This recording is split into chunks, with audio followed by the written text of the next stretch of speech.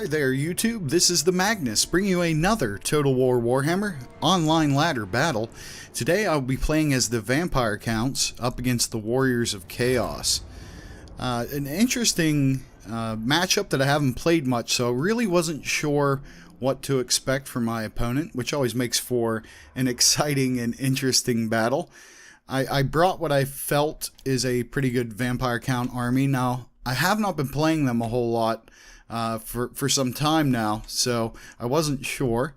But what I did bring is I have 3 skeleton spearmen for their anti-large, and 3 graveguard with great weapons due to Chaos having a lot of armored units. Crypt Horrors, I've got 2 of those. I have 2 White Kings on foot with just the healing potion. Essentially, they're there to sponge damage. I have 2 Blood Knights because they're so darn good and look so darn good. And I've got the Strigoi Ghoul King on his Terrorgeist, who's looking pretty nasty himself. Now let's take a look at my opponent's army. He elected to go with a front line of Forsaken. He has 5 of them up front. He has behind that 1 unit of Chaos Marauders. He has 2 Dragon Ogres, guessing to deal with the Blood Knights. He has a Chaos Sorcerer of Death, 1 Exalted Hero, and a Chaos Lord on a Chaos Dragon. So pretty powerful, but a little bit atypical build from him.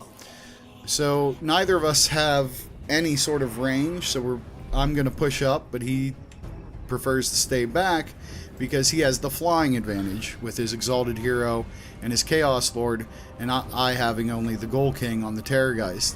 So I'm going to see him start to push up with those. I'm pushing up with my army, so I'm going to go ahead and pull back with the Ghoul King.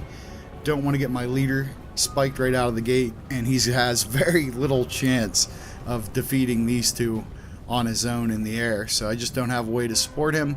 So I figure if the worst case scenario is I drag him far away from his army and move around some and get killed, but he has only the sorcerer to act as a leader for his army. But he doesn't pursue all the way. He decides to dive into my Graveguard with great weapons here. It's going to do very good damage. I'm going to immediately pull everything I can to try and chase these guys off. And I even start to cheat my Lord up because I figure if they're on the ground, I have support. But again, he's going to go in the air and go after him, so we're going to retreat our our Ghoul King here again. Then he starts to go back, so I start to go back again. So a bit of a cat and mouse there, but instead I'm going to swing out wide around this side, hoping I can get closer to his army without him catching me with his flyers, and then be able to land and attack his infantry, allowing my ground forces to support the Ghoul King. But we'll see how that goes. I bring the Cav around here, hoping to do some flanking. And quite honestly, and I wasn't sure how Blood Knights do against Dragon Ogres, but I expected I would do well. But I wasn't sure. Both of us are anti-large, so I figured, well, there's really only one way to find out, and that's to have that throwdown.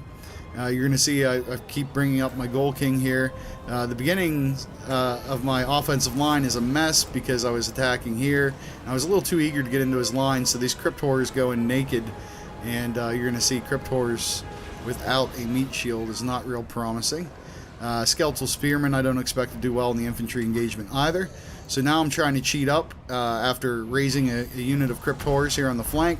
I figure I can dive in and use my Cav and my Crypt Horrors to protect me, but he's going to intercept me, and I don't know if you're going to be able to see it here, but I keep issuing commands for him to go. I'm like, just don't do this, just don't fight.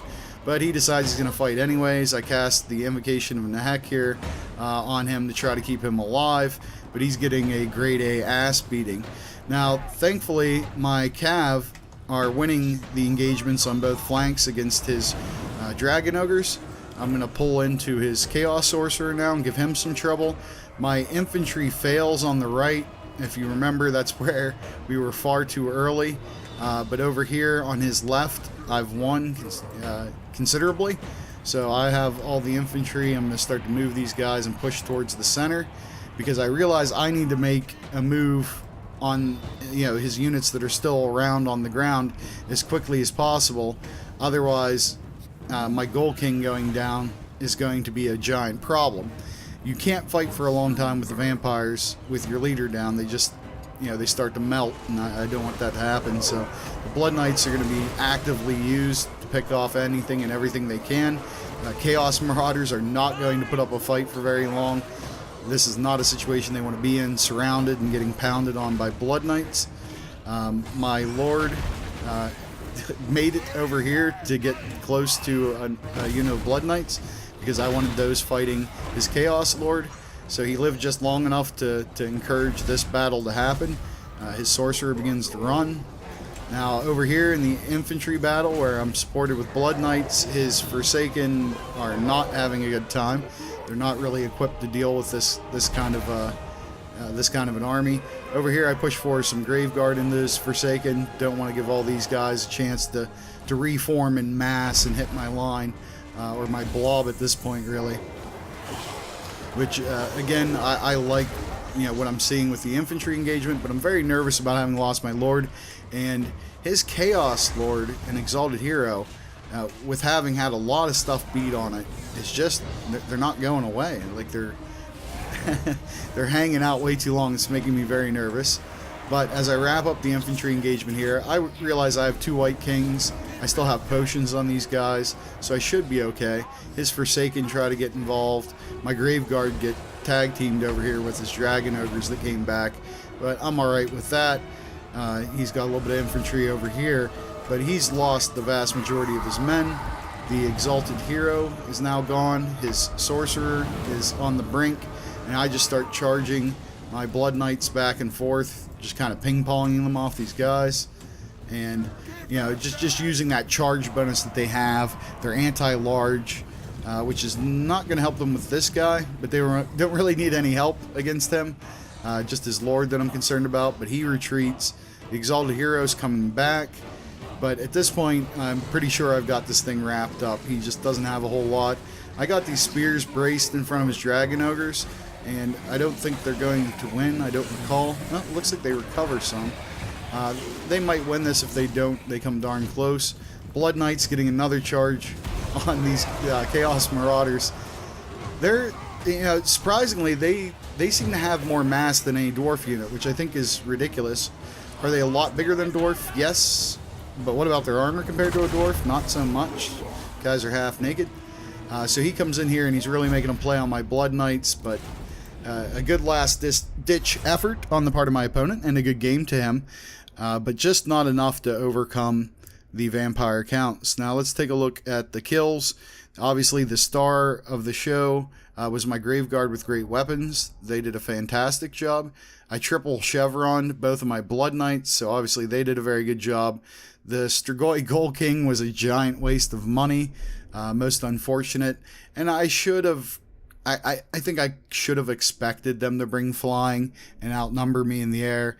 And I think even if I brought a Vampiress up in the air, I don't think it would have helped. I just don't think I could have pulled this off. So I really need to rethink this inclusion and maybe do something different. I would probably be much better off served with Helmengorst on the his brother's corpse cart, but I'm not sure. I'd like to hear what you guys have to say about the composition and what I can do to improve it. On my opponent's side, his Forsaken did extremely well.